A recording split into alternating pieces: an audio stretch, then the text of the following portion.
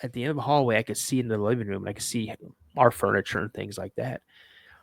And I see this black mass just sitting in my chair. Wow.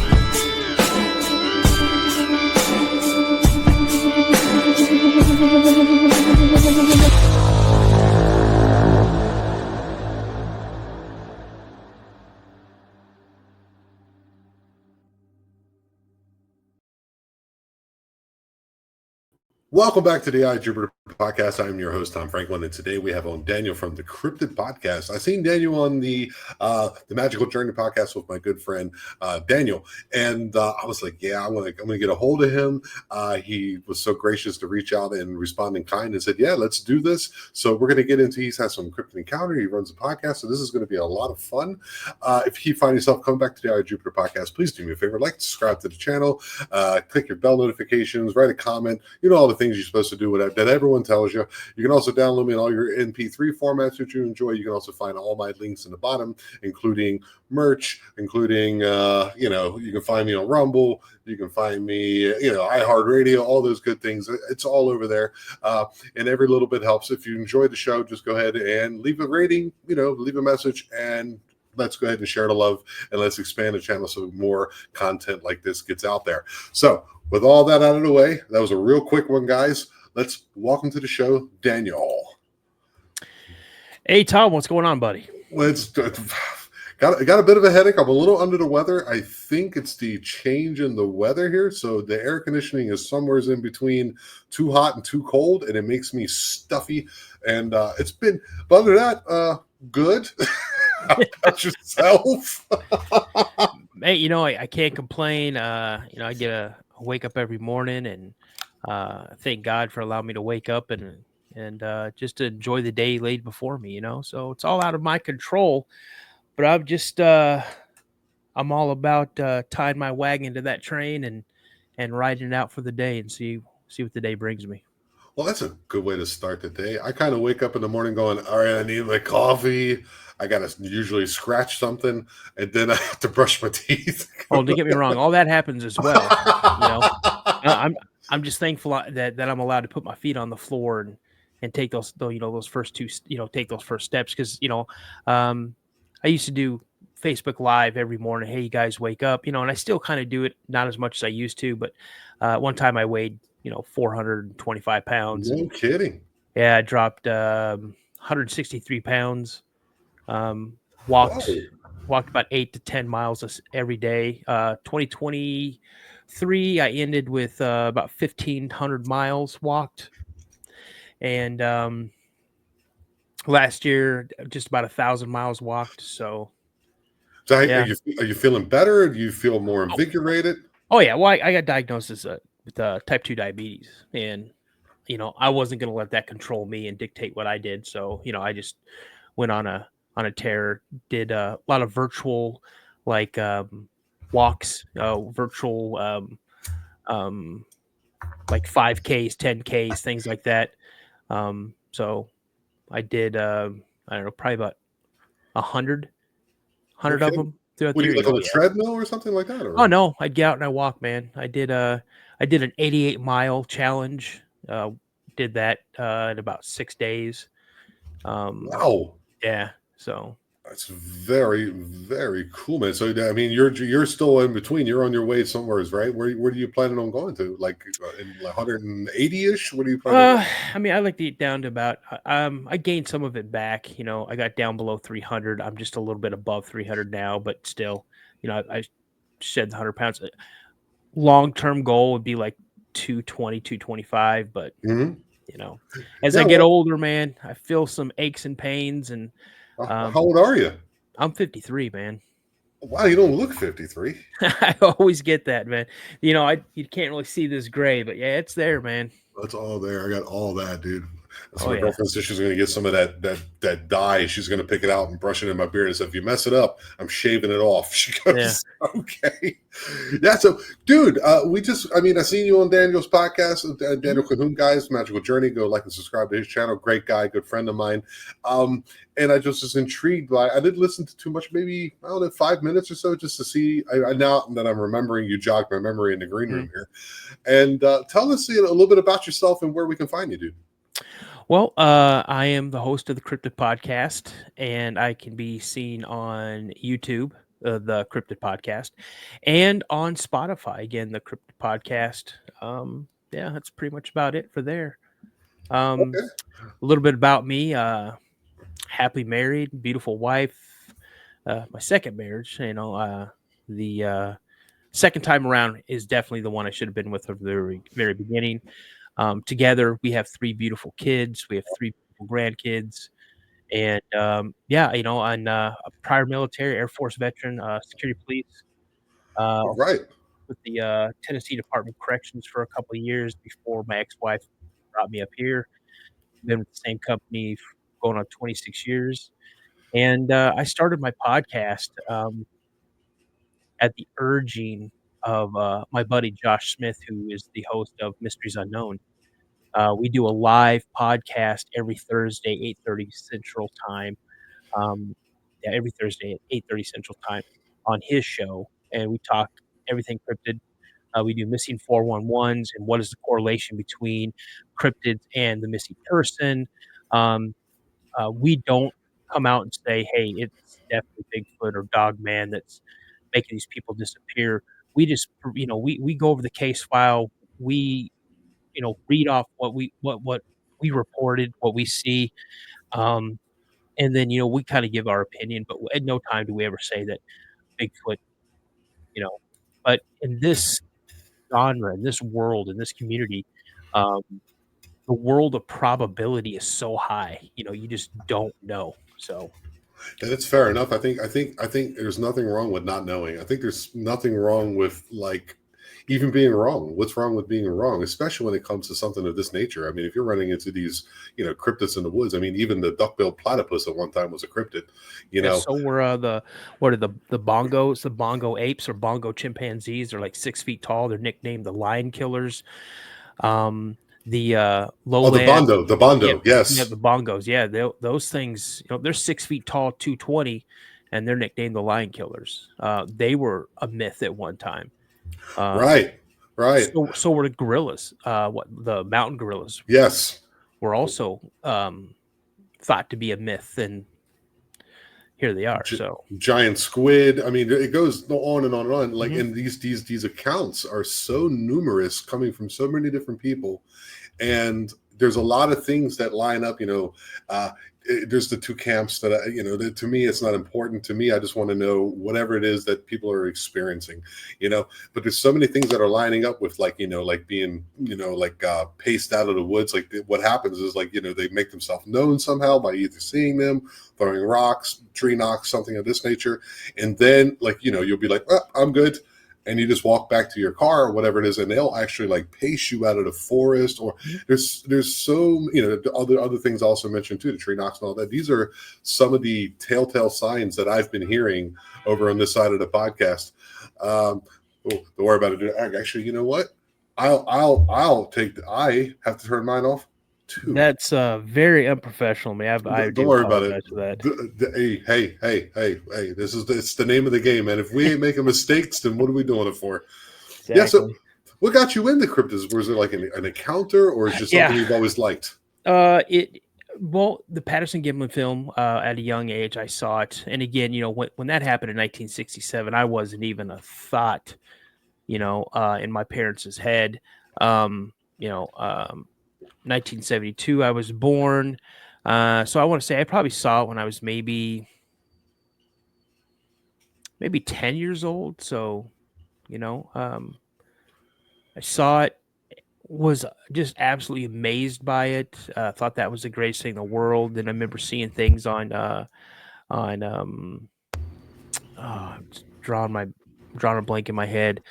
In Search of with Leonard Nimoy, Yeah. seeing stuff like that. And I just always wanted to see what was out there. Always wanted to know. Here it is, Northern California, where this is taken.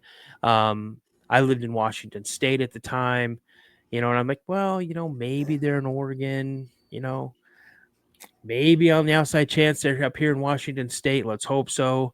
And then 1984, man, is when it all changed for me. No kidding. Yeah, So I had a what sighting. what made you say I hope so? You just wanted to see one because it's like Yeah, this drive because like it's unknown. It's just so like an itch to want to know, or what is it, it? it just fascinated me that something that big um, was walking around the woods, and I have been in the woods pretty much my entire life, living in West Virginia, living in Tennessee, living in Montana, just you know, uh, just having a blast, hanging out as a kid in the woods, as a young adult. Um, Oh yeah. so I was that nerd kid that instead of going to the when we had library time to go there and get on the computer or Play Oregon Trail. play Oregon Trail. Yep, exactly. Um, I'd always check out that one book, and it was like the only book in the library that had anything to do with the Loch Ness monster and the abominable snowman and Bigfoot and all the types of other things. Here's the thing: I never read the whole book. I just read everything on Bigfoot all the time. And back in the day, we didn't have the world at our fingertips like we do now. And then I had my sighting 1984. My dad and I and my little brother were coming home from Tacoma, Washington, and it was just like a Saturday night or something like that. If I remember right, it was Saturday night. We were coming home, and I saw some eye shine on the side of the road, and I kept telling my dad, I'm like, "There's something up there," and he's like, "No, it'll move when it sees us coming." I'm like, "Keep your brights. It's still there. It's not moving." And we got about, I don't know, between 35 and 50 feet away when he hit the brights, and there she was squatting at the side of the road. She just stood up and Whoa. kind of turned her torso to face us, blocked her eyes as much as she could, and yeah, I got a really good look at her. And then seeing her, that just wasn't the end of the night. I've always said, around 1 or 2, and I believe the 1 or 2 a.m. time frame is when they came up on the deck of our. We lived in a fifth wheel because my dad was going to build a house in this area, Okay. and they came up on the deck. And when I say they, there was multiple ones up on the Whoa. deck. Yeah. Come to find out that there was a family unit living there. It was 2 juveniles, the mother, the father, and then like an adult child, probably between like ages, say maybe 18 to maybe 20. I mean, you don't know how old these things are because you're not going to walk up to them and say, "Hey, how old are you, by the way?" Prior to that sighting, maybe a couple months before that sighting, And this uh, was this, I'm sorry, before you go on, this was the same night. yeah, Wow. yeah, yeah. This Okay. this this whole thing transpired probably in about a 6 hour time frame. Um, Okay. And you were 12. yeah, I was Wow. 12, and before that, like a couple months before that, we had a really bad storm come through the area, and um, I'm laying in bed and felt like our camper went like this and slammed back down. And I ripped open the curtain to look out that was next to my bed, and I saw something just as the lightning flashed. I saw something huge walk under this only tree that's on this side of the camper, and it walked underneath this limb and then walked off into the woods. And I freaked out, told my dad what I thought I saw. He told me not to wake up my brother. The next morning, we went out and we looked around because it had rained all night long. There was no way there was going to be any, you know, any track that was going to be worth saying, "Hey, what is this?" You could see where something had moved back and forth, but there was no definition. There was no, definite. Yeah, this is a track. I pointed to my dad, pointed to the limb, and I said he walked underneath that limb, and his head almost touched. He was like, maybe about 7 to 10 inches below that limb, and my dad's like, no, no, and I'm like, yeah, he went under. I'm telling you, it was a Bigfoot I saw, and all I saw was the back of it. But again, it wasn't a super clear sighting, so I never chalked it up as being a Bigfoot. He took out a tape measure from the shed and he started raising the tape measure up, and he's like, Daniel, there's no way that thing was this big. He's like, this is like 8.5 feet tall. Okay. And I'm like, well, that's what it was. And then we turned around and there's a massive dent on the side of our camper, and some of the cement blocks that my dad had placed this camper on were crushed, and some of the anchor straps, because I mean, if anybody's ever lived in a trailer, if the owner's smart, you're going to anchor your camper or your trailer, and two of the anchor straps were pulled completely up out of the ground. They're like a Out of big. the, you mean out of the stakes that are in the ground, they were pulled out. They were completely pulled out. They were about 4 to 5 feet down into the ground, and Holy two of shit. them were completely pulled up out of the ground. Yeah, and Okay, because then I used to do a lot of camping myself, in the Netherlands and things like that when I was in Europe. mhm, We never, I was only there. I mean, we should have on certain nights because I was there to go windsurfing, and we get some nice big gusts to come through that I was shaking. yeah, But I mean, I don't think of any storm that would do that. And I've seen some pretty violent stuff out there when I yeah. was windsurfing. So that's pretty. And the Anything fifth short. wheel's big, Yeah, it was pretty. I mean, my dad had a pretty nice sized truck to pull it behind. But yeah, it was anything short of some super heavy gusts, if not a tornado. It's not going to pull those things up out of the ground. And yeah, they were two of them pulled completely up out of the ground. Huge dent in the side where like it had run and like smashed into it or used his shoulder. I don't know, but um, that happened before we had the sighting, and then when we have the sighting, my dad didn't even slow down. He just kept the same speed. We started pulling into where our driveway was, and he didn't even get a chance to stop the car. I was already out of the car, running alongside of it, and then in front of it with my keys out. I jumped up onto the deck and opened it up, jumped in the bed. He brought my brother in, and I'm looking at my dad. I'm like, Dad, what was that? Dad, what did we just see? I knew what we saw. I right? just, I just need, I just needed that confirmation from my dad. Exactly. And my dad, his exact words were, "You know what you saw. That's exactly what you think it was." Holy shit, dude. And she was every inch of 7.5, 8 feet tall. You keep saying she. How did you know she was a she? Saw her breast when she turned to go like this. You saw her breast. Like the Patty Gimlin, like where it's very obvious. Yeah, very obvious. Now, the Patty on the Patterson Gimlin film, it looked like she has a lot of hair there. This female didn't have a ton of hair. She definitely had hair, but you could definitely make it out that, yeah, that's what those were.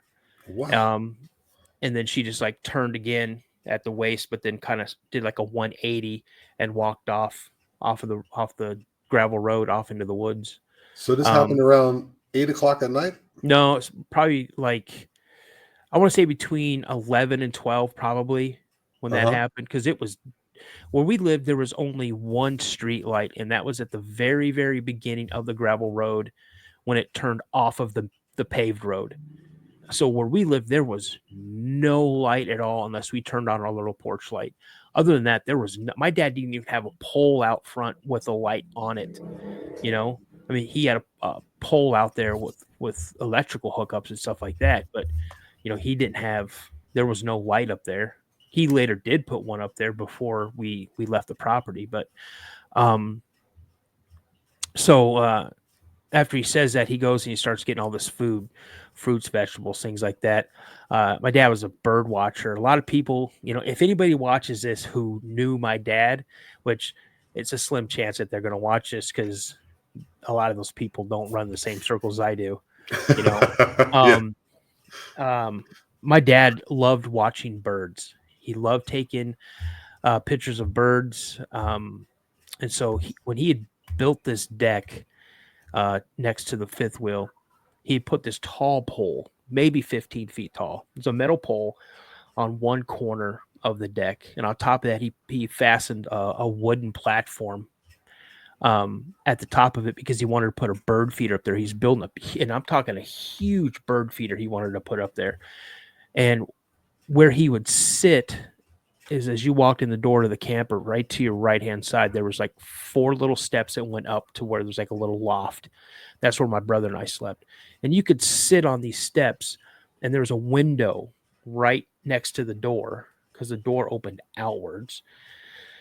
That you could look out and get a perfect view of that platform, and that's Okay. what he would do. So he goes out, opens up the shed, takes out a ladder. He had already taken all the food, put it on one of the tables out on the deck, put the ladder up, put all the food up there, and then he comes in and he grabs a rag like underneath the sink, and he pulls a tube out of his back pocket, and it's a tube of grease. He squirts it in the rag, and then he like greases the entire pole. Oh, the squirrels, those pesky squirrels. Squirrels, raccoons, whatever. And that's what I asked him. I asked him, so why are you putting that on there? And he's like, so no animals get it. And I go, like raccoons. He's like, yep. And I'm like, okay, that makes sense. And then my dad was a smoker, but he never smoked in the camper. He always smoked outside. And he had the door cracked a little bit. So I go and I sit on those stairs and I'm listening to him. And it sounds like he's having a conversation.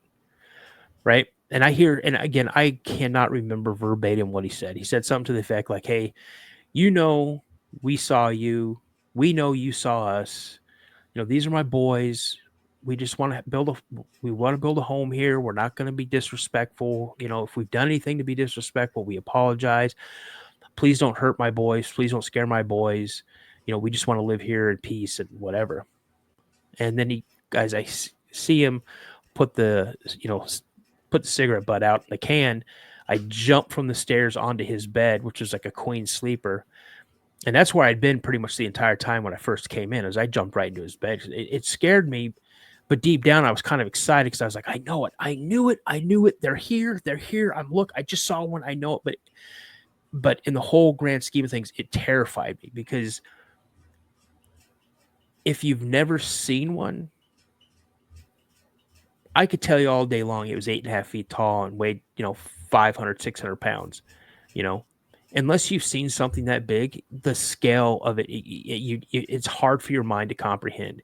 You're actually looking at something that's this big, that moves this quick, and it's right in front of you.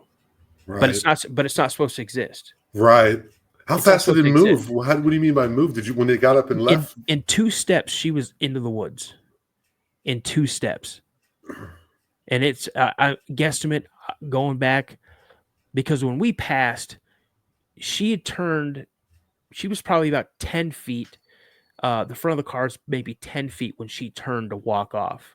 And by the time we passed, because as soon as I saw her turn back, I ducked down into the floorboard of the car, the front floor. And I peeked my head up, and it was only seconds. And the way my dad had fog lights or driving lights, whatever you want to call them, he had them angled out because there was a lot of deer, porcupine, everything in this area, and he didn't want to hit anything. Sometimes he would drive pretty fast down this gravel road because there was hardly anybody that lived. I think maybe one or two other families that lived along this road, Uh-huh. and so he had them angled out so he could see both sides of the road, off to the ditch or whatever, and so there was enough light for me when I peeked my head up right where I guesstimated where we were at. I could see her still standing in the woods, and I watched her blink her eyes twice.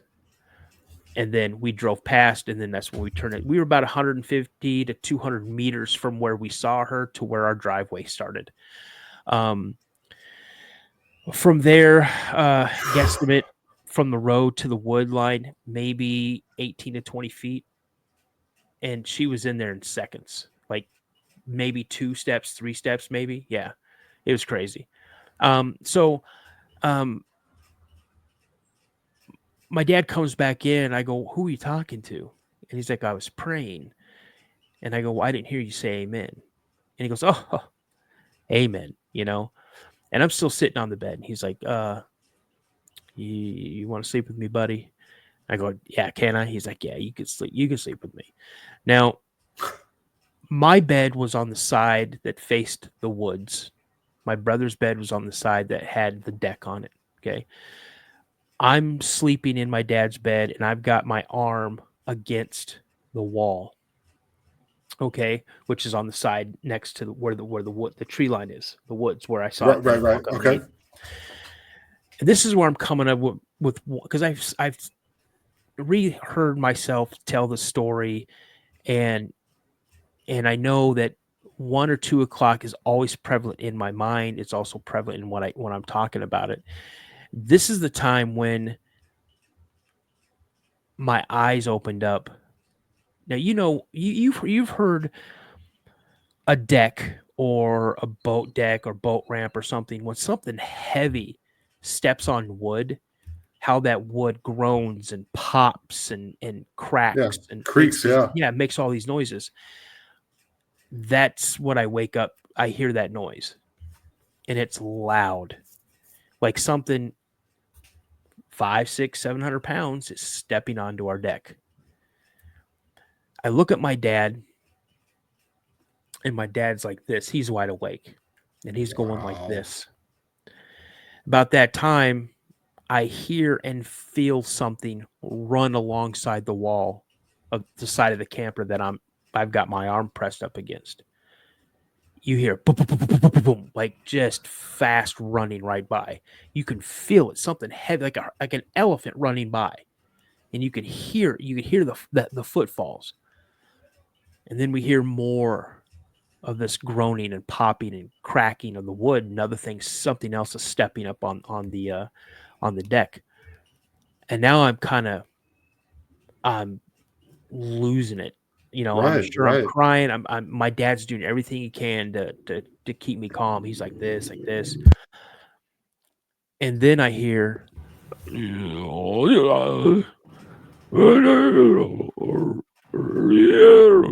something like that. Now, and again, That's really good. that's That's really probably a good. that's probably so far not even what I heard, but it was something to that nature. And about this time, I know I'm freaking out. And I look at my dad, and my dad's doing everything he can to.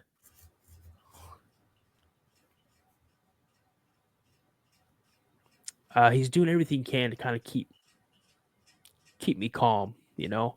I lost my dad in 2014, and um, things like this when I talk about with my dad, it just reminds me how special he was, and just how much of a powerhouse in my life he was. So I'm sorry if I got a little choked No, up don't there, but don't you worry about that, buddy. Don't you but ever worry about that. I fall asleep.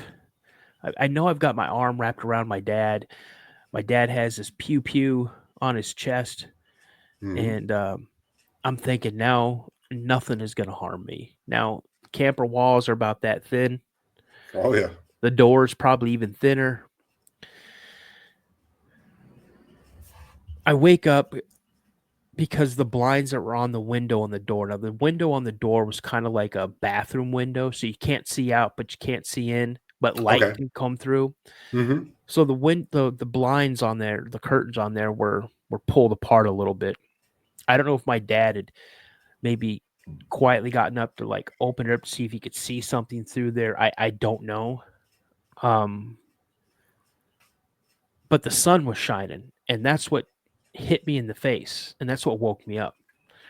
Well, I jumped out of there like I got stabbed. I jumped out of my dad's bed, literally almost landed right in front of the door. Opened the door, got my pajamas on, and I did something that if my dad would have caught me, oh, I would have caught holy hell for it. I jumped up on the railing of the deck. Now, it's about a 4 foot step up into the camper. So my dad built the deck where it was level, but then he put like a 4 foot railing. So I'm 7 to 8 feet up in the air now, and I'm playing a balancing act.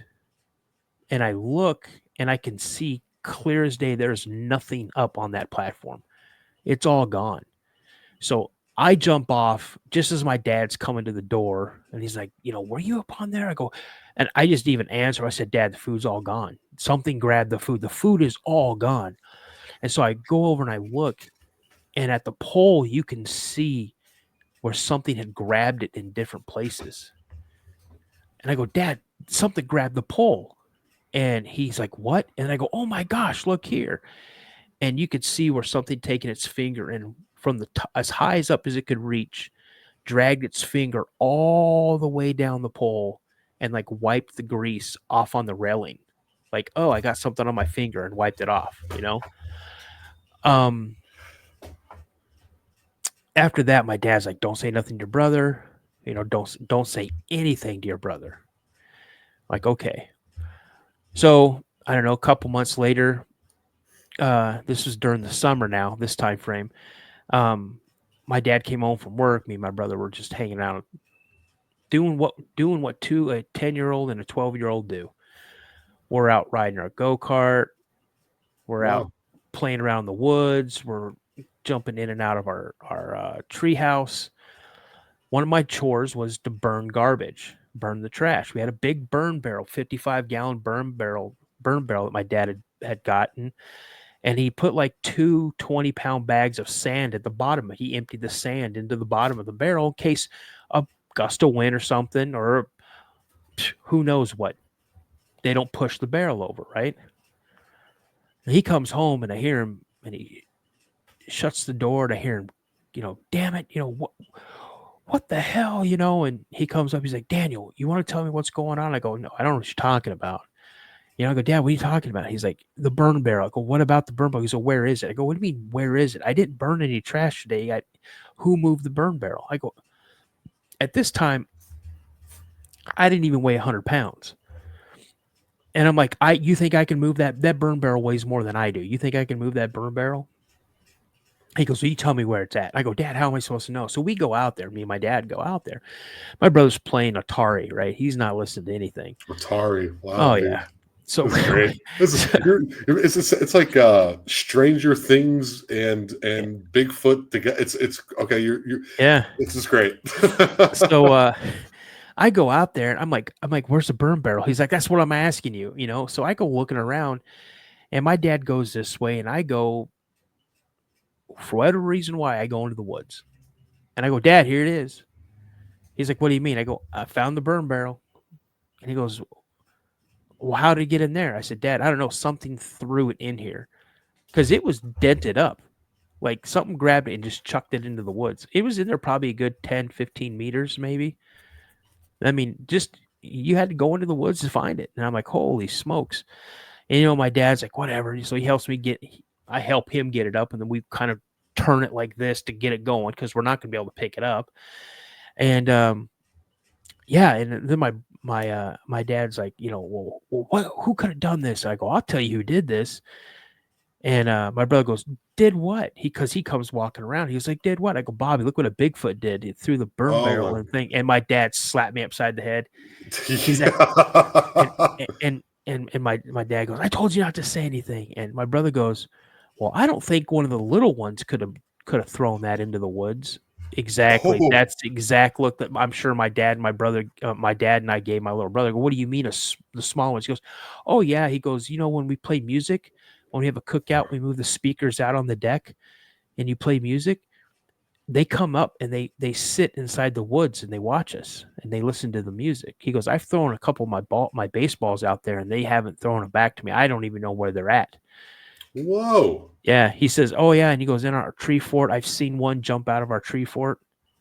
Oh yeah, Oh my god! So he's having a more intimate contact with him than you guys are. yeah. He saw. I go, "How many times you see him?" He goes, "Oh, I've seen him a bunch of times, but it's always at a distance." And for a long time, he told me he thought it was some kids. But then he got a glimpse of them, and he goes, "Those aren't kids." But he wasn't scared of them. But you got to understand, we're both Gen Xers. You know, we were latchkey kids. I was a latchkey kid at 5 years old. I at kindergarten, and then when my brother started going to school, when I was in second grade, he was in kindergarten. I'd be riding my bike, and he's standing, either sitting on the handlebars or standing on the pegs on the back of my bike, Yeah, and man. we're going to school together, and and then we come home, and my mom and dad ain't gonna be home for a good 4 or 5 hours. So I learned how to cook and everything else. Yep. And so it wasn't you didn't really have any fear of anything really. And so yeah, we would just talk, and he told me things that he'd seen. And I know there's a couple times where we were up in the tree fort, and or we were going out to the tree fort, and I'd stop, and like, man, we need to go back. We need to go back. And what's really cool about this area where our tree fort, there were tons of huckleberries that just grew in this area. Just ton, not the purple or like the blue ones, but the red ones.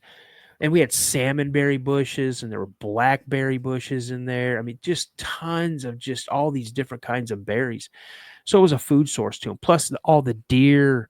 There were hundreds and hundreds of deer. Probably I can't give you a number, but there were just a bunch of porcupines, rabbits, squirrels, possum, raccoons. So I mean, the food sources. Sounds like a wonderful childhood. Oh, dude, I'm telling you, man, it's a single dad who worked two jobs. Um, I was lucky enough to get to see him for like an hour to 2 hours before he went to his second job. So come on, Killing man, it. Killing dude, it. what A real man. teenagers exactly? Yeah, dude. So October 25th, 1985. My dad was involved in a really bad car accident. So this is the fall of 85. So 84 is when I saw the thing. That was like right before eighth grade started. In 1985 is when I turned 13. Still in eighth grade. My dad was involved in a really bad car accident, and he's almost killed. And so I get a phone call. We used to have to get up at like 4:30 in the morning to catch the bus by like 5:30. We had to walk up this gravel road. I get a phone call from my dad. He's like, "Hey, son." I go, "Hey." I go, "Dad, is everything okay? What's going on?" He's like, "Yeah." He goes, I'm on my way to the hospital. I was involved in a bad car accident. I'm at work right now." He goes, and I just started crying. He's like, "I'm okay. I'm okay. I'm okay." He goes, "Your aunt's going to come and pick you up. Just kind of straighten up the house, and then, grab your things, and then she's going to take you back to Tacoma." I'm like, okay. Now this happened in Graham, Washington, which is pretty close to Mount Rainier. You know, Okay. under I mileage wise, I couldn't tell you. Maybe a 45-minute drive, if that. And so my aunt shows up, and you know, we pile into her car and we leave. And the next time that I stepped foot on that property was the spring of Wow. that spring. And I go, when we go up there to get some other things, I noticed something on the wall on the windows. Is like, it looked like something was looking in the windows, even the ones that were up where the loft was, and those are pretty high up. So my guess is this. I don't know it to be true, but um, I'm sure that they, after had seen us for that year or so that we were there, um, all of a sudden we're there one day, the next day we're gone, and then the next day we're gone, and the next day we're gone, and the next day we're gone, and who know, maybe they were just kind of like, hey, where'd these people go, you Right. know? And that was last time I saw that property. Wow. Yeah, Wow. That's incredible, dude. There's so many things going on there. It doesn't seem like they were like once your father kind of, spoke out, like verbally putting out his intention yeah. to, we don't want to bother you. We're here to respect the land, that kind of thing. Like, they kind of, I think they understood what he was saying. And other than taking the food, it's just, so did your father talk? Did you and your father like continue to talk about this Oh, over I the years? oh yeah, we talked about it quite a bit, and but my dad wasn't like, "Hey, you remember we talked about this?" And to me, it just seemed like it was an everyday occurrence to him. And it was really weird, because we had cleared part of the land. It was 5 acres of land. We probably had 4.5 acres of woods. My dad had cleared some, and we'd try to help. Smaller trees. My dad had used a chainsaw, and he'd cut down some trees, but he was very selective on doing that. And when he couldn't have people come over to help, or rent equipment to help move that, some of these fallen trees, after he'd limb them and then cut them to size or whatever. There was a couple times that my dad came in just like scratching his head, and he's like, I did someone come by and move these logs and put them over with the other, pile of logs? Like, what are you talking about? He goes, well, there was two logs that were sitting over here that I was going to move over to these, but they're moved over there. So again, you put two and two together, Right. you know, could they have helped move that stuff over there? Probably. And it wasn't the first time my dad had put stuff up there before. And it wasn't the only time that we had received things. I mean, rocks were put up there, a dead raccoon was put up there one time, a marble was put up there one time, That's interesting. The and it's marble's interesting. yeah, it really, especially in that whole area that you're looking at, because I didn't have any marbles, my brother didn't have any marbles, you Well, know. it would show the dexterity of the thumb. I mean, what other animal could put that up there? No, exactly. So it just makes me think, they us these things, and I never really put anything up there myself. My dad would always put something up there again, like I think if he saw something but he never told us, that it seemed to me, that's what he might have put some other stuff up there when he maybe saw one or whatever. But again, I don't know. I don't confirm. I don't even really talk about it in the story because I don't know exactly why. I just um, but it's that type of stuff that really got my mind going, and I didn't really talk about this at all for about 30 years. Like, I Hmm. would try to say something, oh, you're making things up. You're full of crap. You're crazy. You saw a bear. You saw a homeless person, or and I'd get ridiculed. People would make fun of me. I tried to tell some people at school, I'd get just picked. You know how kids are. The kids are the meanest, honest people on the face of the earth. Yeah. Um, you know, so I just kind of just locked it all up and just kept quiet about it, and then I went on Sasquatch Chronicles. Did you? Yeah, with Wow. Wes Germer, and Yes. I just sent him an email and said, "Hey, Wes, it's taken me 30 plus years to talk about this, and this is what happened." You I know, listen to that program all the time at work. it's I part of my always listen to it. it's part of my Monday routine. Yeah, yeah. I save them up, and then I listen to Tinfoil Hat is another one of my favorite ones, Yeah, and then I'll kind of just keep them, and then I'll be working, and my boss, he's from the Netherlands. Well, I've never seen one of those, and I go, doesn't mean they ain't real, dude. that's Doesn't right. mean they ain't real. That's You right. know. 100%, man. But it isn't really just the cryptid things that really pulled my interest. But for me to start the podcast, I was also on Tony Merkel's The Okay. Confessionals, Wow, dude, I didn't know that. and Huh. what really got me, because when I was with Wes Germer, I wasn't even thinking about doing a podcast. You know, um, but what's really cool about Tony Merkel is that I sent in an email. He said he'd like to have me on, and out of the blue one day, and I'm driving home, he calls me like a video call while he's driving his truck, while he's a truck driver up in Right, Pennsylvania, right. you know.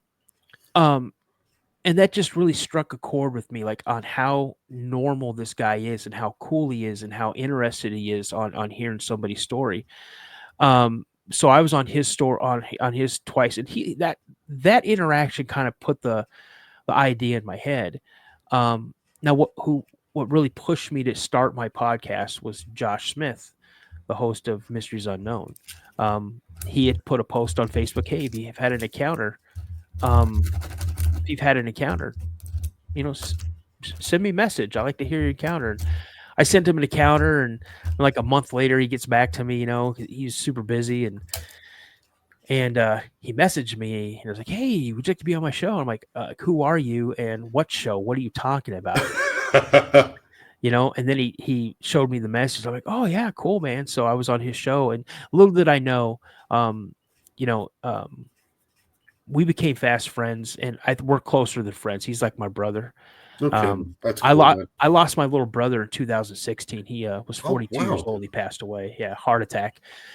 And then 10 months later, my mom passed away. So I had a bunch of just stuff going on. And Wow, that yeah, was boom, boom, boom. yeah, dude, Wow, I'm dude. telling you, Well, it's condolences. crazy. I mean, it's 10 years too late. I don't know you, but at the same Nah, time, that's a lot, man. it's harsh, man, because my little brother was my like absolute best friend, and part of me when he passed away, part of me passed away because you kind of gear yourself up and you're ready to accept that yeah, my parents are going to pass away, or an aunt or uncle or grandparents going to pass away. But when it's your younger Younger, brother, you're right. like, it's just not right. But and Josh kind of filled part of that void, like seriously, he is like my brother from another mother, like for real. Um, and I did his podcast a couple times, a few times, and then he one day out of the blue goes, "Hey, would you like to do a live podcast with me on my show?" I'm like, sure.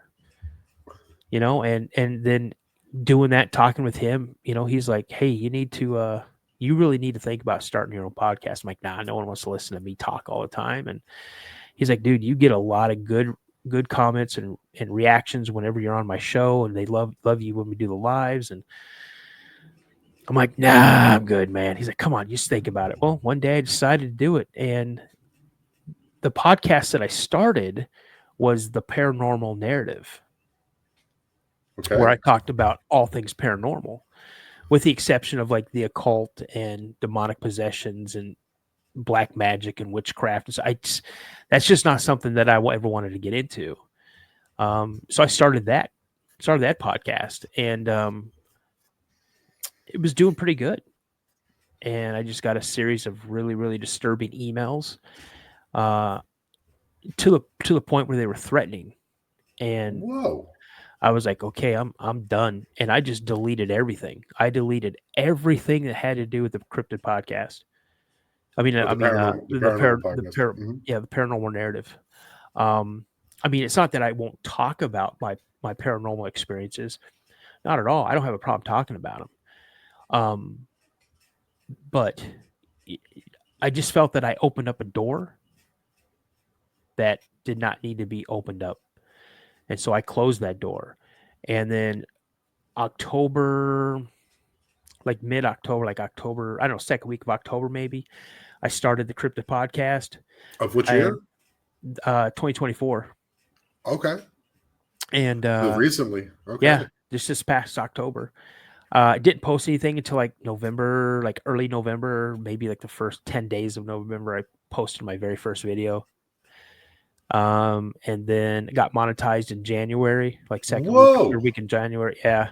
That's crazy. It took me Yeah. so much longer than that. And I'm sitting at like 1,625 subscribers. Oh, cool, man.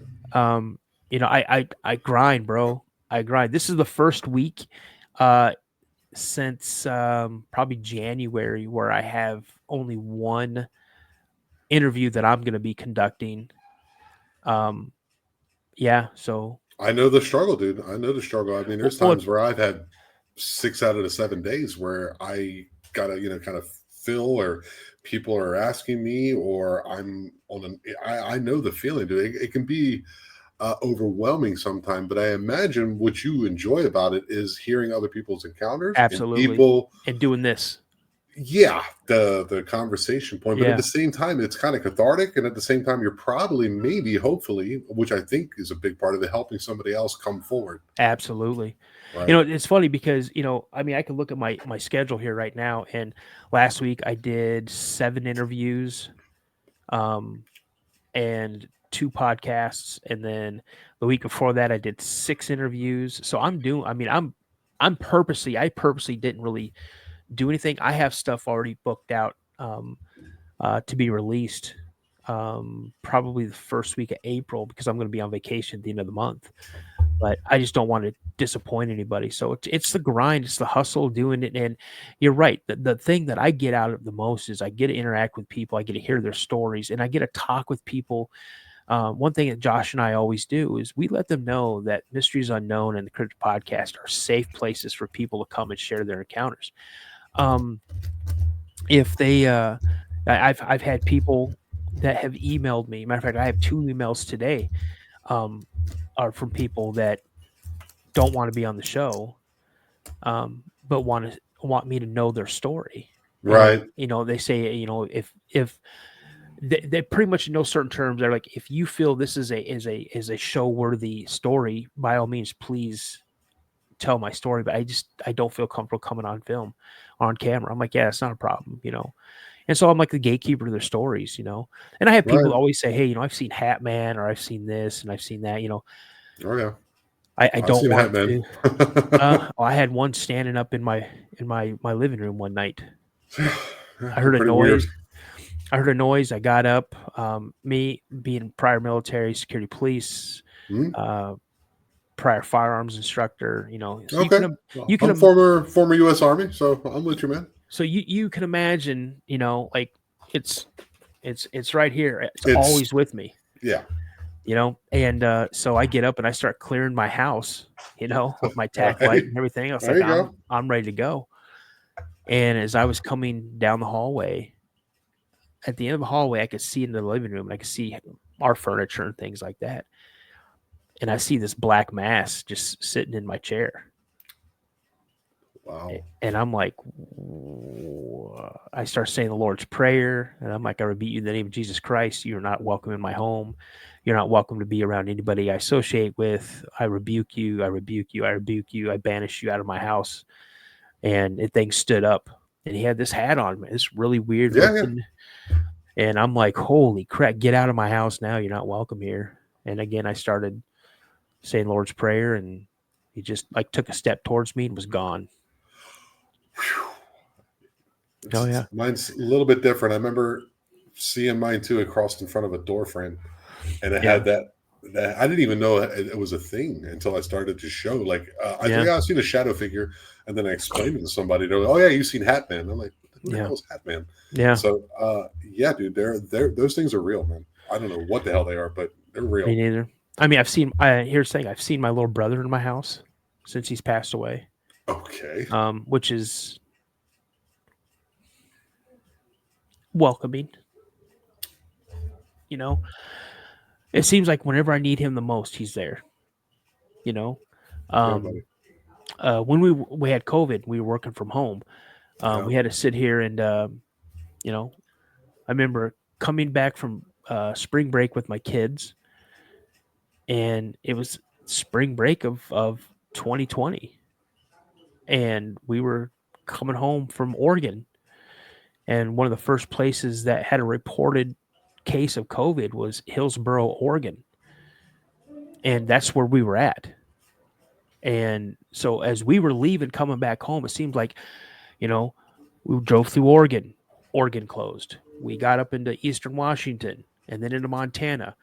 Washington closed. We got through Montana. Montana closed. It was like along the way, man. It's just like states just closing down. So I get back to work and get Similar back to work on a experience. on a Wednesday, man, and they said, hey, we're thinking about letting people work from home. I'm like, okay, cool. So I go home for the weekend, Saturday, Sunday, and Monday. I'm like, hey, what's going on? There's not a lot of people. Hey, we're sending people home if they want to work from home. Sure. So then that Friday, I was working from home, and I worked from home for almost 2.5 years. But my wife and my kid, they both worked where they needed to be in the office, and there's no one home. I'm down here in my office where I'm at right now, and I'd hear something run all the way down the hallway, run around the living room, around the dining room, through the kitchen, back down the hallway, and slam a door. And I'm like, what the heck was that? And I know I'm no one, my daughter's is a grown, she's, what, 18, 19, 20 years old. And she's not going to run up and down the hallway. Her bedroom's on the other side of this wall right here. Anything, she's right in there. And so I go and again start clearing my house room to room, and I checked everything. What was really peculiar about this is that there was no doors closed at all. But I distinctively heard a door, and it wasn't just like a door, someone just pushing it, the door closed and making a slam. It's like they used force to slam the door. Um, I've been pulled off of my bed. And this was when I was In 400, the house you 400 pounder. currently reside in. Hmm. Yeah. Okay.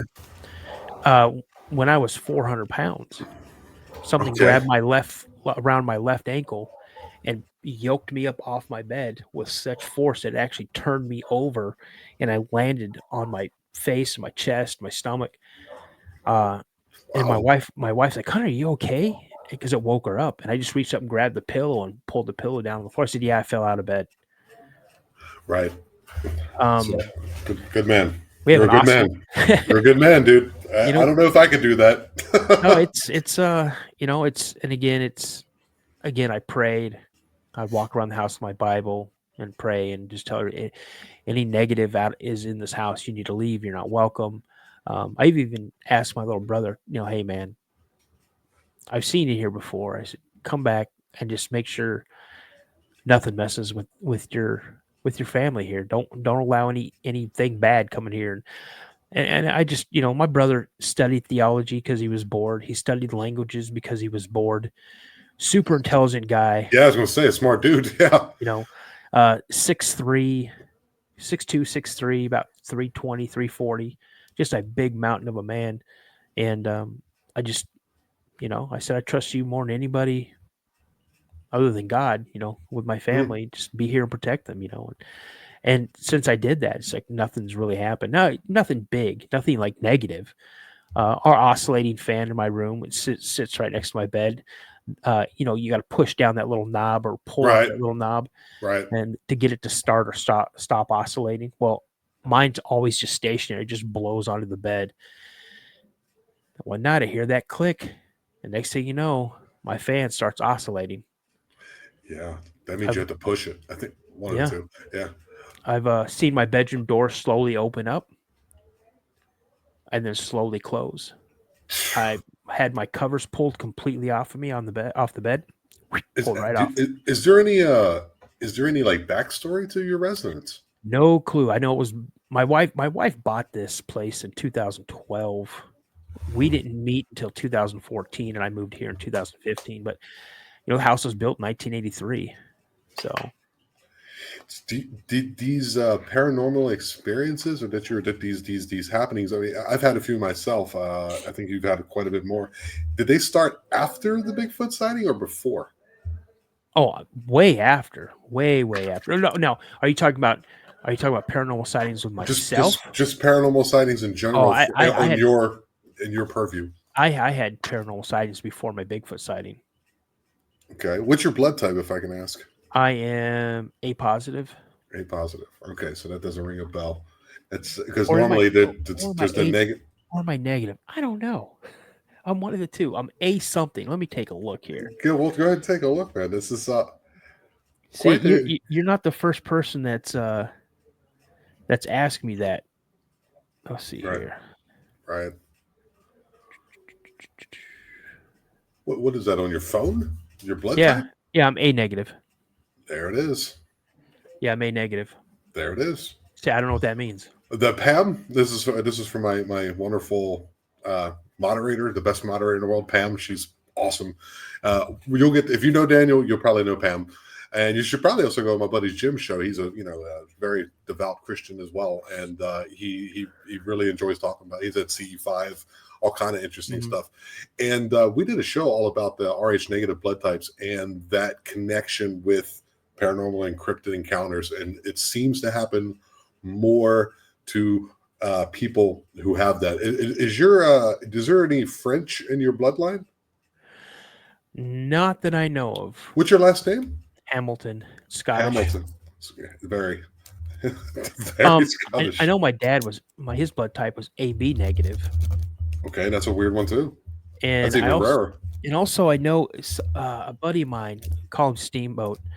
Um, he was talking about numbers in like numbers 11 and or whatever, some just weird happenstance with numbers. And my numbers, let me grab this real quick. And yeah, I know Pam. Ah, yes. He had me write down like what my birthday is, and then okay, here we go. So my My number is 3. Interesting. So I don't know if you know anything about these numbers or whatever they're Well, I called. know 369. I know 33.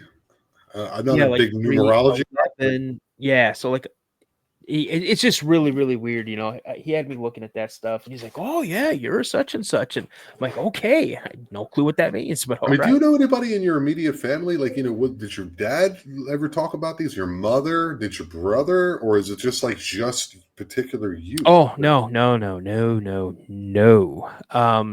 My When I was 5 years old, 4 or 5 years old, um, my brother I'm actually kind of farting around with a book, and I call this place the House on the Hill. Oh yeah, the House on the Hill. And we lived in a house that overlooked Interstate I-5 in Tacoma, Washington. And when I was around 5 years old, we lived up in the finished attic. So it was an attic, but it was all finished. So now it was, had drywall or whatever. And it was really nice. So it was just like a big area for me and my little brother to stay up there now. And we had this little enclave that we had our bunk beds. You can either put them on top of each other or separate them, and they plenty of room to have the beds there. Well, at this particular time, they were on top of each other. I was on the top bunk, my brother was on the bottom bunk, and there was a window. It's probably like this wide, maybe about this long, or this wide or tall, whatever. And it overlooked part of I-5, but it also looked down the road we lived on. And there were street lights every so many feet or yards or whatever. And the Right. road went around a bend, had like a left hand curve in it. And I remember one night I was just kind of looking, wondering, where are all these people going? Dark outside, seeing all these lights. So I wonder what kind of car that is. Where's that person going? What do they do for work? And so, it's probably 11, 12 at night, maybe. Again, I'm 5 years old. I don't remember. If it's dark outside, it could have been 9 o'clock at night. I don't know. My bedtime was 7 o'clock back then, probably. You know. So I'm looking out, and just wanting to know, what's going on. Well, I lay back down, and I hear something like, "You need to look." Something like, "You need to look. You missed me," or something like that. And so I looked up, and I'm looking out the window, and I don't see nothing. So I lay back down. Well, then again, I hear something to the fact of, "I told you to look." And Is so this like audible or like in your head? I'm hearing this in my head. Okay. So I get up and I look, and sit up and I'm looking out this window, and I'm resting my arms on the windowsill, and I'm looking. And at the very end of the street, right before it starts curving, right outside one of these street lights, the shine of the light, I see a black figure standing out there. Holy shit, dude. Hey, And then I'm looking at this, and I'm fixated on this thing. And then I hear in my head, "Ah, so you do see me." what? And I'm getting goosebumps talking about this, dude. And I duck down real quick, and I hear, "I told you to look." Oh my god. So again, for whatever reason, I get up and I look again, and now it's closer. It's now at the next street light. And so I duck down. And then I didn't hear anything this time. I peek my head up again, and it's at the next one. And that's when I hear, "Ha ha ha, I see you." I duck back down again, and now this thing is like, there's a street light at the end of our driveway, and there's another street light right before the one it's at right now. I peek up again, and it's at that next street light, and I flip out. I jump off my bed. I go screaming downstairs. I get to the top of the stairs. I start screaming. I'm getting ready to come downstairs. My dad hears me screaming. My mom hears me screaming. They come flying upstairs. What's going on? I tell my dad, "There's a man out there. I heard he told me to look." And he's like, "Oh, there's a guy out there." And my dad's a Vietnam vet, you know, Ugh. and so I immediately know where he's going. Well, he goes out. He goes outside. Now I'm still in this. Now I'm back up on my bed. My mom's up there with me, and I'm trying to show where it's at. And I can see where my dad comes out of the back door because I can look down here. He comes out of the back door. He goes right into the garage. There's a side door in the garage. You can see the lights flip on inside the garage. He comes out with a flashlight, and obviously he has Pew pew. his other tool with him. Yeah. And my dad starts walking around the garage, around the side. Now, from where the garage was to where that first street light is, it's all just like grass. But the property kind of goes at a really weird angle triangle. So you can't build anything on there. There's no way, Okay. there's not enough room to build anything. I see my dad walk all the way down the street, all the way around the bend, and comes back. And he comes upstairs. He's like, buddy, there's nothing out there. I'm like, Dad, I saw him. I saw him. I'm crying. And my brother's awake now. He's crying because I'm crying. I scared him. And I'm upset and he's scared. Finally, they calmed me down. And that was the end of that encounter with there. Up in this area where our bedroom was, like I said, it was pretty big. We had a play area and everything up there. We had a small closet that inside the closet there was like an octagon shaped window. And I remember one day coming upstairs, my little brother's up there again. My brother's probably 3 at the time. And I came upstairs and he's sitting on the floor and he's laughing and he's rolling a ball. I'm like, what are you doing? He just kind of looks at me. Well, about that time, the ball comes rolling back out of the closet. Yeah. I'm like, how did you do that? And I'm thinking, okay, he's throwing it hard and it's bouncing off the wall and it's coming back out, right? So he goes and does it again. A couple seconds later, boop, it comes back out. Let me try. And he goes, they don't like you. And I go, what? And so I go and I roll the ball and I wait and I wait and I wait and the ball doesn't come back out. And my brother looks at me. He goes like this. He goes, I told you they don't like you. And I freak out. Mom! Mom! And I go, my mom comes, what's going on? You guys stop. Bobby said they don't like me and they won't roll the ball back. She's like, what are you talking about? And I told her what happened. And so she goes in there and she finds the ball. And she pushes it back to my brother.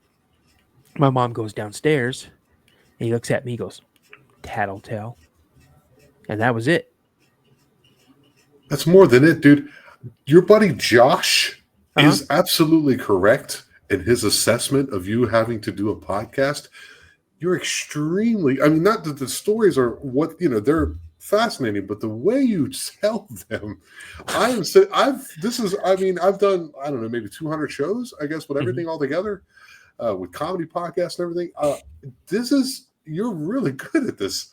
You're really good at this, dude. Well, I'm sorry, just an aside from the story. It's just like, I'm sitting here going like, oh, I am on the edge of my seat right now. This is, and so, but your parents, so your brother, you and your brother would always have these conversations growing up through the years about these situations that have happened to him. Mm-hmm. Yep. And he's seen them too.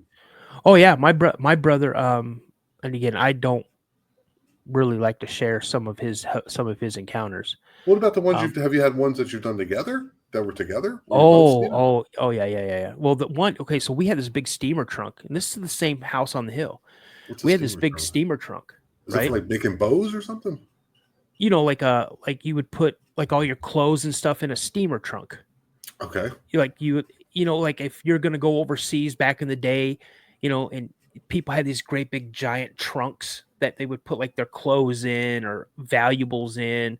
It always has all the stickers. You know what I'm talking about, right? It's kind of like a foot locker. Kind of like a foot locker at the end of your bunk when you're in the military. Okay. Now imagine that foot locker 10 times its size. Okay. It's like they call them steamer trunks. Okay. So my dad had one of these steamer trunks, right? And we used it as a toy box. Now we had a babysitter. Honest to God, her name was Susie. Like, I'm not making that name up. That is her name. And she would come over and babysit us. Well, we like to play hide and seek with her. Now, my dad had rigged this steamer trunk that, in order for this lid to stay up, you just pushed in the hinges and it kind of locked it in place. Okay. They had to kind of pull those hinges out a little bit so then you could close the steamer trunk, right? We always had it pushed in. Steamer trunk was always open. Okay. So we're playing hide and seek. Okay. She knows these two little rotten kids are running upstairs. She knows we're going to hide in the steamer trunk. Okay. So we're in there and we're like trying to hide underneath. We think we are invisible inside the steamer trunk. We've got all of our toys. So we think. In reality, I mean, you could probably see my arm sitting up like this, my brother's foot poking out from underneath the stuff down or something, right? But we thought we were expertly hidden. Well, we hear her say, "Ready or not, here I come." And we hear her start coming up the stairs. Okay. She must have maybe taken 4 or 5 steps up those stairs, and that steamer lid trunk slammed shut. Now we're freaking out. I just had a visceral reaction. So You've got a 5-year-old and a 3-year-old absolutely losing their shit. And I remember this like it happened yesterday. And she's trying to open it. She's like, "You guys are not funny. Open it." And we're trying. I'm kicking it, and she's kicking it, and I'm kicking it, and Bobby's kicking it, and finally, it opens up, and it's not Susie standing there by herself. It's a neighbor. Neighbor heard us screaming. He was outside working on his bike, and heard us screaming, and he came running over to see what was going on, and he was able to, get that lid open. And my dad had come home just as, and was hearing us screaming upstairs. So there's this biker dude and Susie working on the steamer trunk, and my dad comes running upstairs with my mom in tow. And you know, and I remember him saying something like, "Hey, little man, don't worry about it. As long as I'm around, I'll make sure you're safe. I'm not gonna let nothing happen to you." Something like that, right? So, needless to say, the lid of the steamer trunk was removed and was thrown away or whatever. right. Okay. I remember one time my brother and I our bunk beds were now separated. He was on this side, I was on this side. And he wakes up in the dead of night screaming at the top of his lungs. He feels snakes crawling all over him, and he is now seeing snakes all over the place. Wow. I start seeing snakes. My mom and dad are like, "There's no snakes. There are snakes. There's rattlesnakes." You hear them hissing and rattling. So much. This was hitting us so hard that my dad had to call my uncle, who lived about 25 minutes away. He came over and helped calm down the situation. We were so terrified. And I'm telling you, Tom, I was legitimately seeing snakes. As sure as I'm sitting here talking to you, there were snakes on our beds, on the floor, on the windowsills. Snakes were everywhere. Right. We saw right. them everywhere. We went and spent the rest of the night and the weekend with my Uncle Walt. No idea what was going on. One of the scariest things, in my opinion, that I had go on at that house was I had a reoccurring dream. It was more of a nightmare. This dream, I've had it 4 times in my adult life. I'm saying adult life, I'm talking like the last time I had it, I was in my 40s. And I know it doesn't come true. The outcome does not come true. The nightmare goes, Susie comes over to babysit my brother and I because my parents are going to a Halloween party. Okay. That night, it is thunder and lightning. Think of the worst thunderstorm that you've ever seen and multiply that by like 10.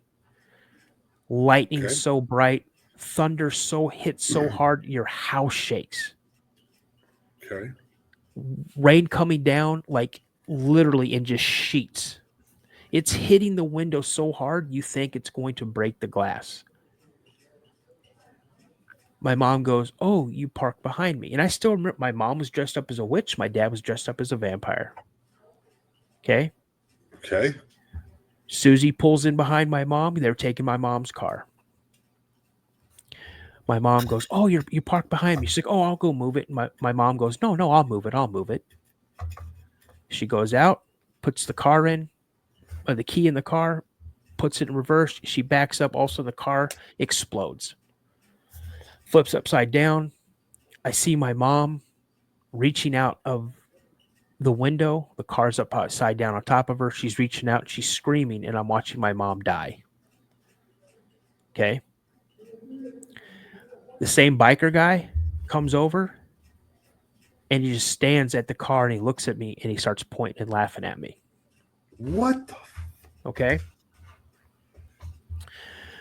Fast forward, huge storm, just like the one I just described. Car pulls up behind my mom's car. Susie gets out of the car. My mom and dad come out of the bedroom. Mom dressed as a witch, dad dressed as a vampire. This is now happening. I remember standing up, walking to the window because we had a big bay window, and I remember saying these exact words: "Tonight's the night. It's going to happen." I turn around and I start screaming like I am losing my stuff.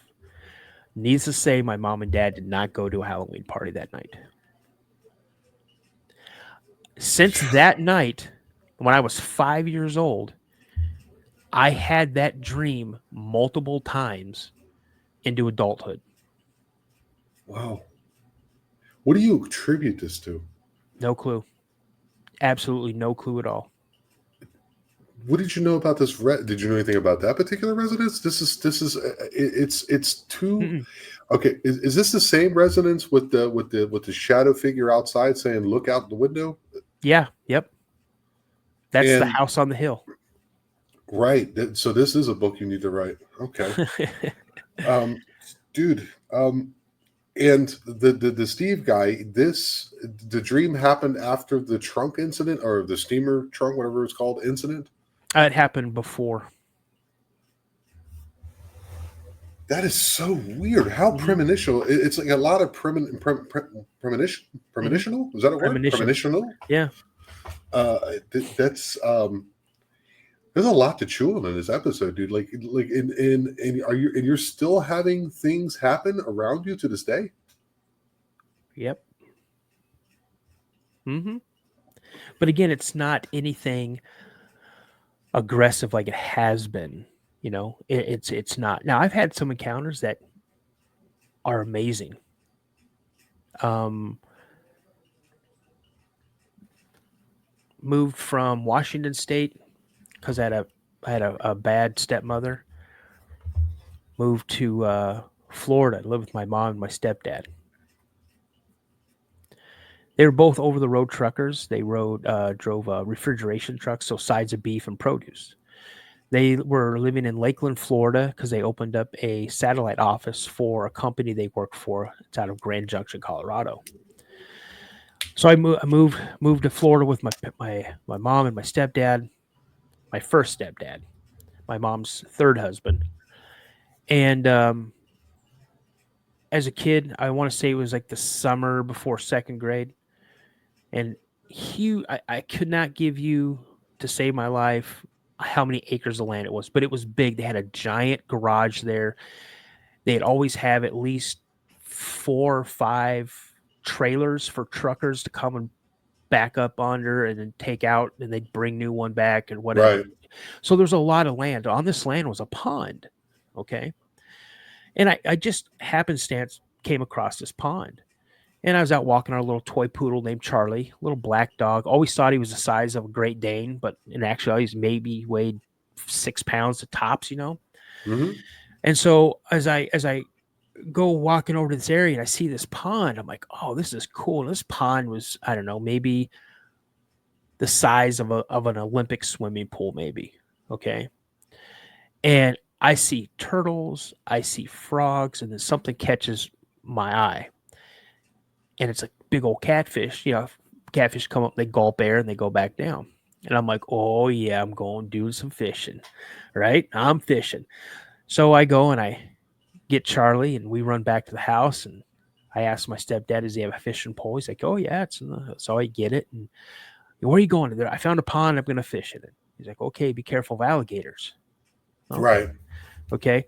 Again, alligators weren't even on my radar. I saw frogs, turtles, and fish, so I'm going fishing.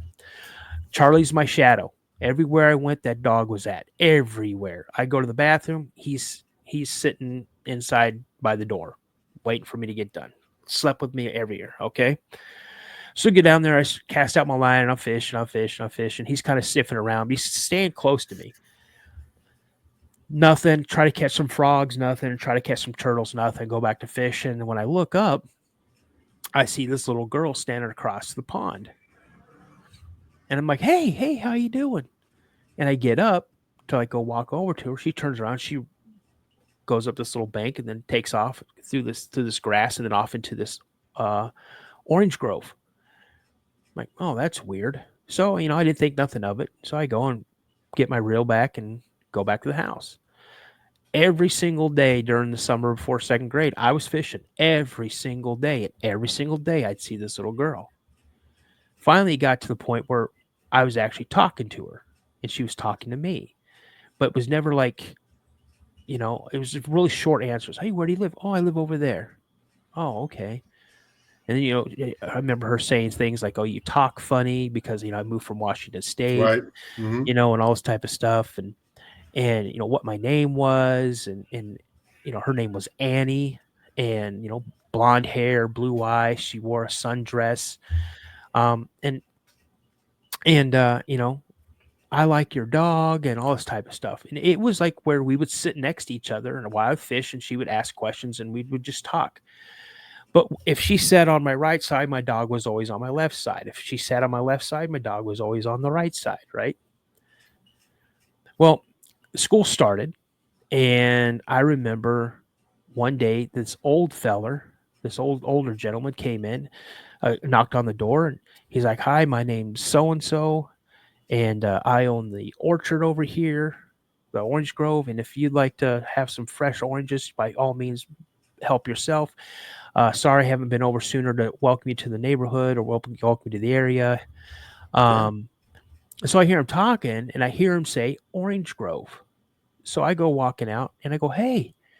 I go, can that little girl come over after school one day and play? And he kind of looked at me. He goes, what little girl? I go, Annie, the little blonde girl.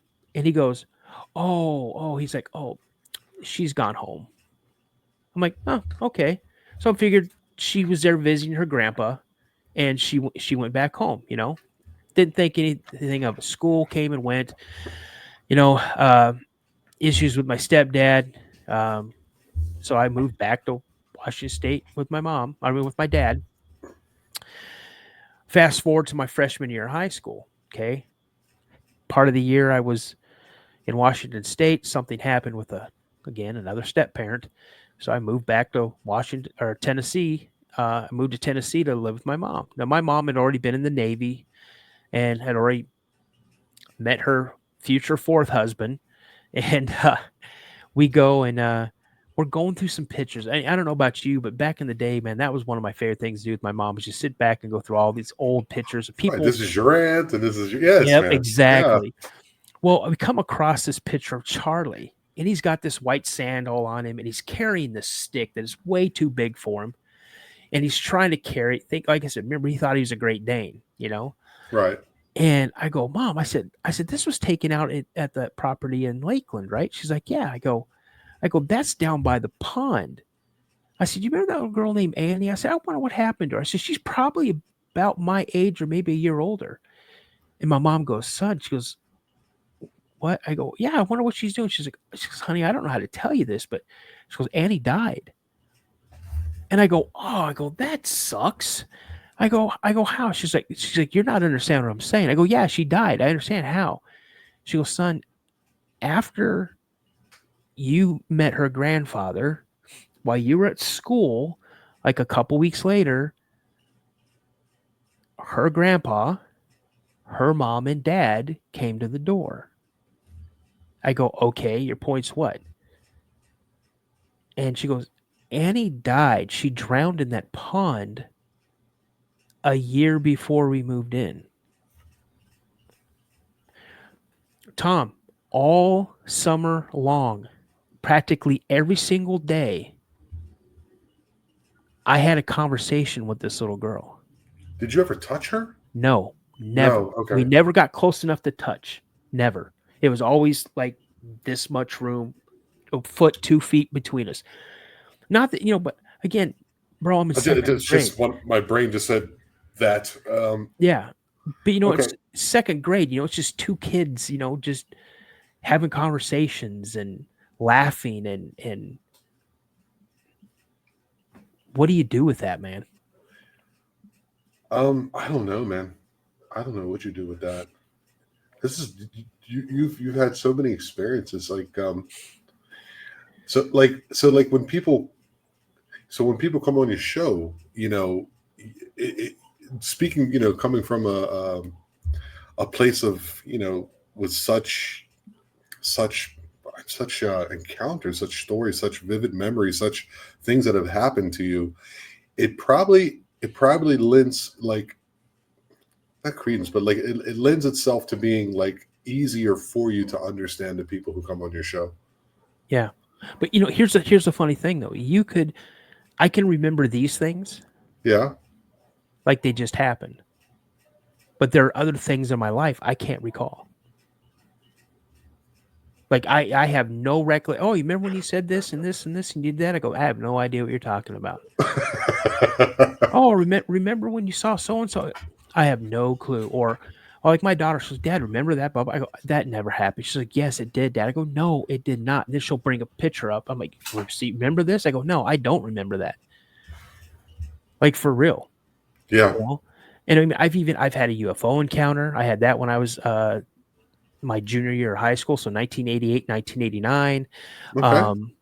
Um, I'll tell you that. So me and a No, girl. let's put a pin in this. Let's put a pin Okay. in this, because you're I think you and I are going to have a lot of interaction coming up here. I mean, not just you.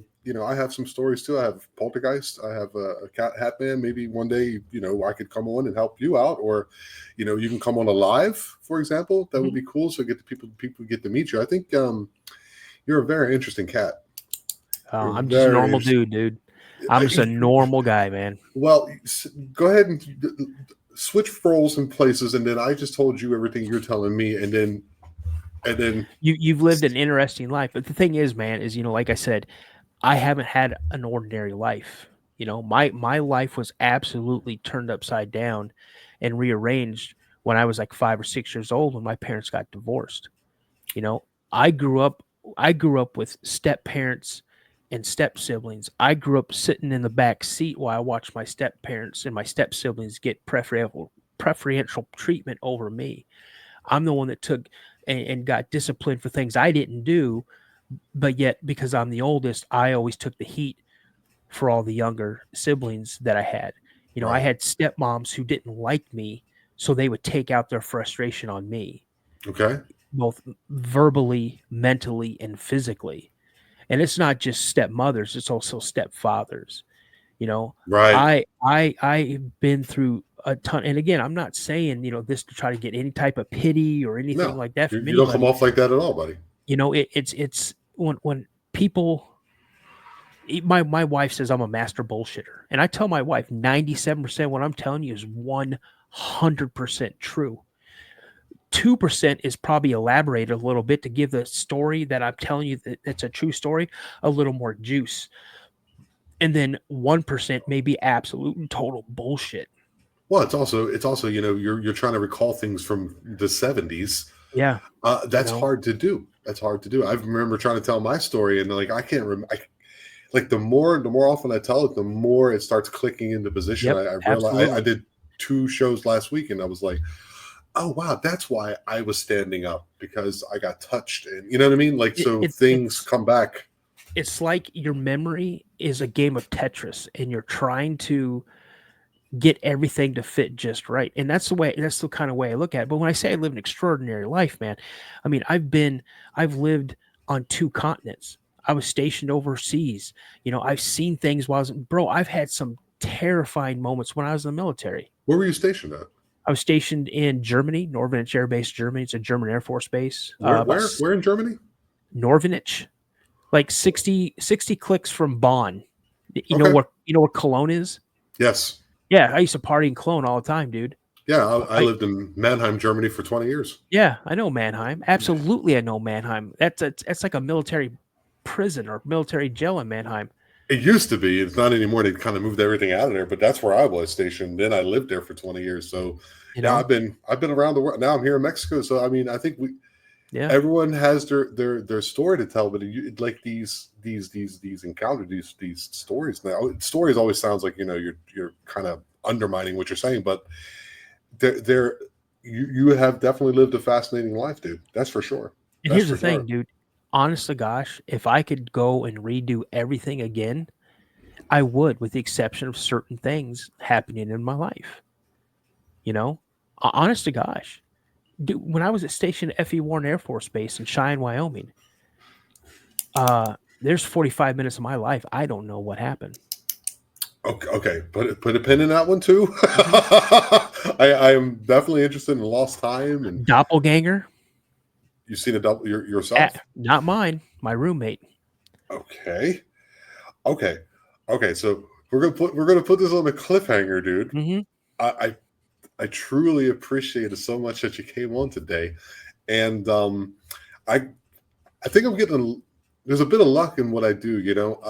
I just had someone contact me today who said I'll read it to you. His name is Mark Elliott Foltz, and that's someone that maybe you want to talk to. He asked me if I wanted to. He can channel the dead, and he asked me if I'd like to interview the Bell Witch as he channeled her.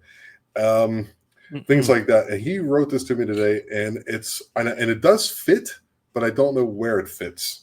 So I'm going to read it out to you today. So it's and we haven't talked to each other in a while. Hello, Mr. Tom. The spirits have told me to tell you this. It told me to tell you that it's okay. Don't worry. I know you're scared of me. That's how he talks. He's in Florida, but it's okay. You and Daniel from Magical Journey podcast, Daniel Cahoon. Love to see and hear you all laugh. You guys are good people, but don't let what's happening throw you off. Look at what you need to do and hold it. Yeah. We live interesting existences now. This guy is helping out another paranormal investigator who does films, and he's like, okay, he heard about him from a mutual friend, and he's like, yeah, okay, when you go to this place, this grave is here, this is there, you ask for this name, yada yada yada, and then it all turned out to be true. So when you're saying the things you're saying, to me, it strikes a chord, it rings a bell. It's and you're so candid about it that it's a bit unnerving to me, because I know, it's like I know you. You know what I mean? Like you and I can hang out and have a beer and go fishing, whatever. But it's normal for me. It's something that's happened, and can I talk to you a little bit more in the green room when you close this out? Okay, absolutely. Do me a favor before we get out. Let's go ahead and promote your show so people can go over and listen.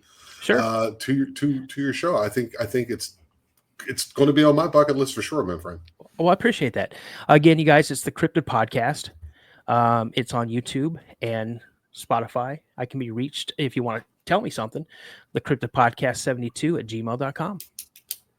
All right, man. Thank you all very much. Remember, I'm going to try to end my shows differently now with my guests still on the show.